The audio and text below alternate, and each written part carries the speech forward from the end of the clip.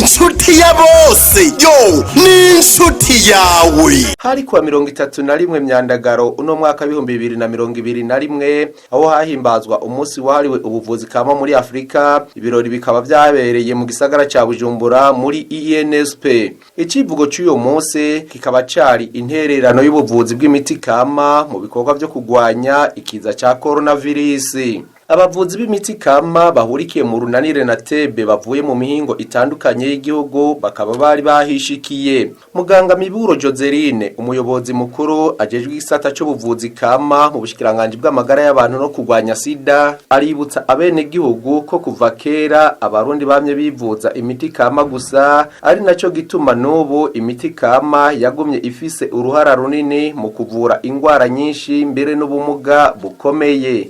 Twibukanye ko kuva kera kuri basogokuruza imbere y'umuhuzo w'abazungu abarundi bikora ku muti kama mu gukinga canke mu kuvura ingwara zitari. Tuyobewe yuko n'abasokuru bivuza imiti kama gusa Kandi hewe ariko abazungu bamaze gushika mu gihugu cacu aciye batangura kuneragura abakoresha ubwo buvuzi, mbere baca batangura kubitiranya n'abapagani.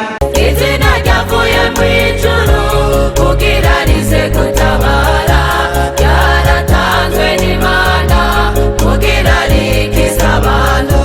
Ibigwara ni vyinshi ariko Imana yarishuye, iratanga ishengero ryitwa inshuti ya bose.